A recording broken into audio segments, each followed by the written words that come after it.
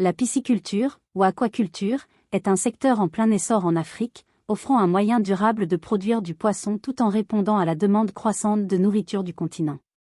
Pour les agriculteurs africains, la pisciculture représente une opportunité lucrative de diversifier les activités agricoles, d'améliorer la sécurité alimentaire et de créer des emplois.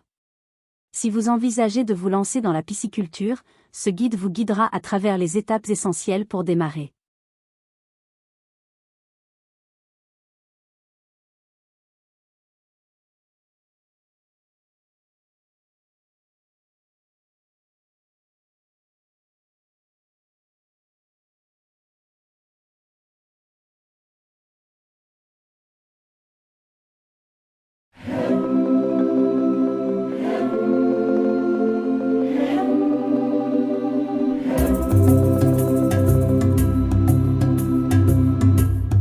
Bienvenue sur Business 226, la chaîne qui fait la promotion des business et les success stories en Afrique.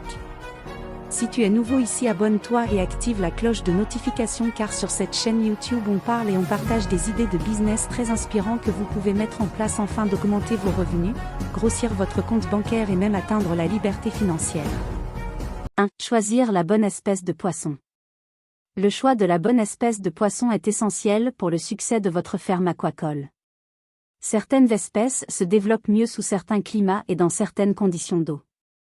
En Afrique, les espèces de poissons les plus populaires pour l'aquaculture sont les suivantes. Le tilapia, espèce rustique à croissance rapide qui s'adapte bien à différents environnements. Le tilapia est très demandé en raison de son goût doux et de sa valeur nutritionnelle. Le poisson-chat, connu pour sa résistance et sa capacité à se développer dans des eaux de mauvaise qualité, le poisson-chat est une espèce idéale pour les petits exploitants. La truite, mieux adaptée au climat froid, en particulier dans des régions comme le Cap occidental et certaines parties du KwaZulu-Natal, l'élevage de la truite peut être rentable si vous avez accès à de l'eau froide et propre. La carpe, ce poisson est largement cultivé en raison de son adaptabilité à diverses conditions d'eau et de sa capacité à prospérer dans des systèmes d'étangs.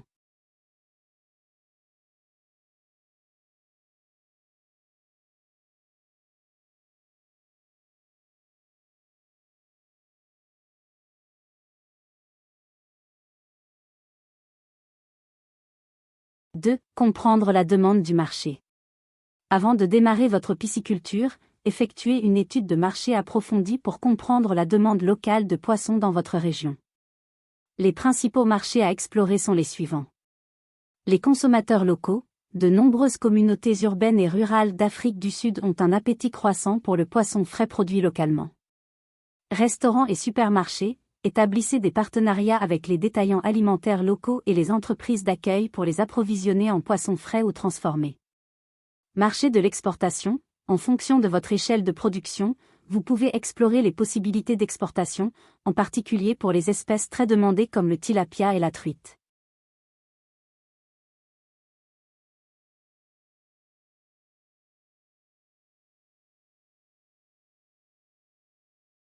« 3. Choisir une méthode d'élevage appropriée. Il existe plusieurs systèmes d'élevage de poissons, chacun ayant ses avantages et ses exigences. Les systèmes les plus courants sont les suivants. L'élevage en étang, il s'agit de la forme la plus traditionnelle de pisciculture, où les poissons sont élevés dans des étangs en terre. Les étangs sont relativement peu coûteux et conviennent à des espèces comme le tilapia, le poisson-chat et la carpe. Les étangs doivent être équipés de systèmes de drainage, d'aération et de filtration adéquats pour maintenir la qualité de l'eau. Culture en bassin ou en cage, les réservoirs et les cages sont de plus en plus utilisés dans les régions où le terrain est limité. L'élevage en bassin consiste à élever des poissons dans des bassins contrôlés, tandis que l'élevage en cage consiste à placer des cages à poissons dans des plans d'eau existants tels que des lacs ou des barrages. Les deux systèmes nécessitent une bonne gestion de l'eau afin d'éviter la surpopulation et une mauvaise qualité de l'eau. Système d'aquaculture en recirculation, SAR, les systèmes RAS impliquent le filtrage et la réutilisation de l'eau, ce qui les rend idéaux pour les régions où les ressources en eau sont limitées. Bien que les systèmes RAS soient plus coûteux à mettre en place, ils permettent un meilleur contrôle de l'environnement et sont plus durables.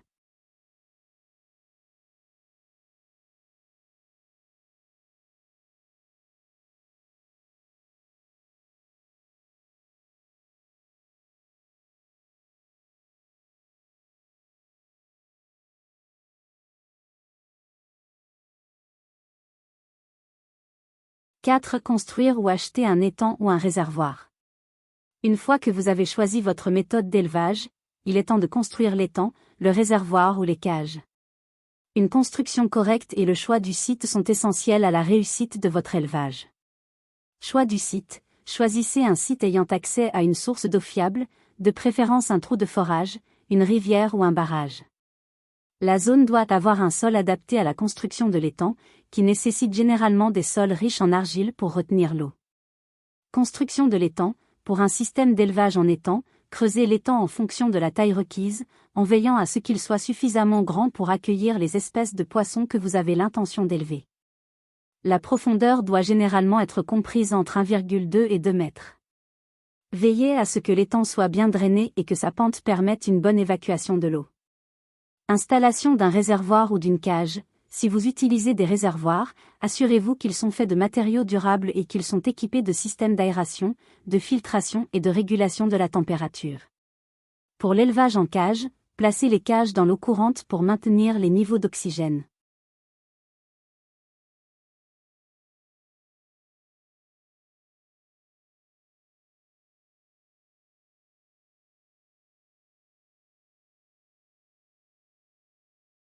« 5. Stockez vos poissons. Densité de stockage. La densité de peuplement correspond au nombre de poissons que vous pouvez élever par unité d'eau. Une densité trop élevée peut entraîner une mauvaise qualité de l'eau, des maladies et un retard de croissance. Pour le tilapia, une densité de 2 à 3 poissons par mètre carré est courante dans les étangs, tandis que pour le poisson-chat, une densité plus élevée est généralement possible. Source d'alevins. Achetez des alevins de haute qualité auprès d'écloseries réputées pour garantir de bons taux de croissance et de survie. Recherchez des écloseries certifiées par le ministère de l'Agriculture, des Forêts et de la Pêche.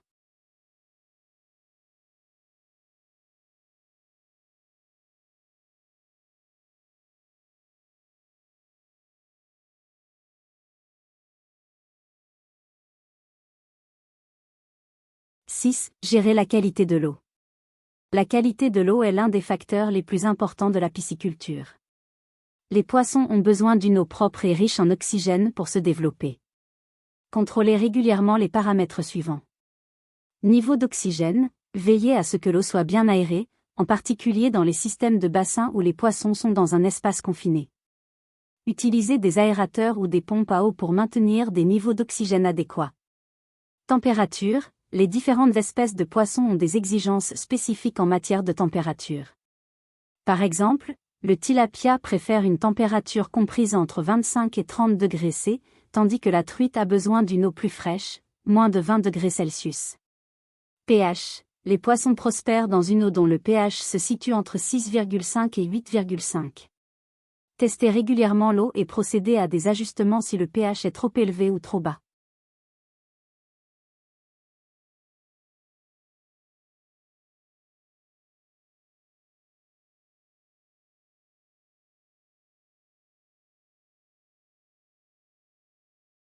« 7. Nourrissez correctement vos poissons. Les aliments pour poissons représentent une grande partie des coûts de production. Pour favoriser la croissance et minimiser les déchets, donnez à vos poissons une alimentation bien équilibrée qui réponde à leurs besoins nutritionnels. Les options sont les suivantes. Aliments commerciaux. Utilisez des granulés spécialement formulés pour les poissons, qui fournissent tous les nutriments essentiels. Aliments naturels. Dans l'élevage en étang, les poissons peuvent également se nourrir d'organismes naturels comme le plancton. L'ajout d'engrais organiques comme le fumier peut stimuler la croissance du plancton et d'autres aliments naturels pour les poissons. Nourrissez vos poissons à intervalles réguliers, généralement 2 fois par jour, en veillant à ne pas les suralimenter, car les restes d'aliments peuvent dégrader la qualité de l'eau.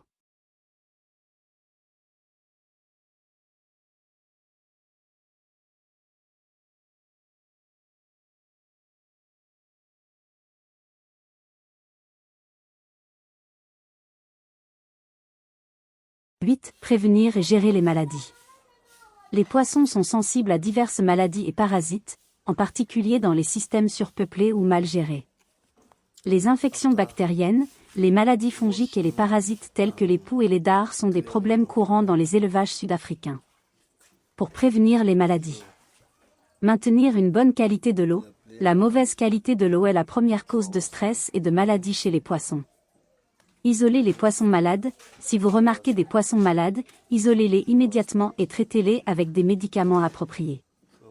Consultez un vétérinaire. En cas d'apparition d'une maladie, consultez un vétérinaire spécialisé dans l'aquaculture afin qu'il vous prescrive le traitement adéquat.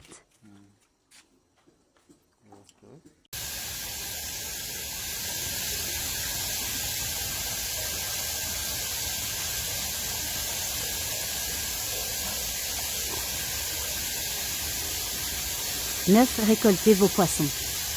Une fois que vos poissons ont atteint la taille marchande, généralement entre 6 et 12 mois, il est temps de les récolter. Les méthodes de récolte dépendent de votre système d'élevage.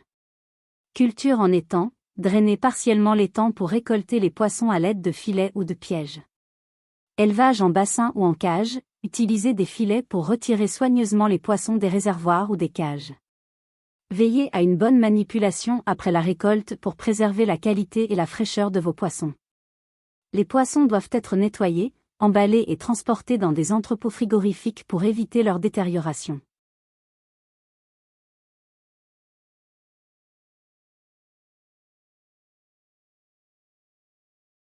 « 10. Commercialisez votre poisson. Enfin, établissez un plan précis pour la commercialisation de votre poisson. En Afrique. La pisciculture est un secteur en pleine expansion qui offre de nombreuses possibilités. Vente directe, vendez votre poisson sur les marchés locaux, dans les supermarchés ou dans les restaurants. Vente en gros, établissez des partenariats avec des grossistes ou des distributeurs qui peuvent vendre votre poisson à un plus grand marché. Produits à valeur ajoutée, envisagez de transformer votre poisson en filet, en poisson séché ou en poisson fumé pour ajouter de la valeur et attirer un plus grand nombre de clients. La pisciculture offre aux agriculteurs sud-africains une excellente occasion de diversifier leurs activités et de répondre à la demande croissante de protéines. En sélectionnant les bonnes espèces, en gérant la qualité de l'eau, en fournissant une alimentation appropriée et en prenant des mesures pour prévenir les maladies, vous pouvez gérer une ferme piscicole prospère et rentable. Avec les ressources et la planification adéquate, la pisciculture peut être une entreprise durable et gratifiante en Afrique. Et voilà, nous sommes à la fin de cette session de vidéo sur la pisciculture. Courage et bonne chance dans vos projets entrepreneuriales.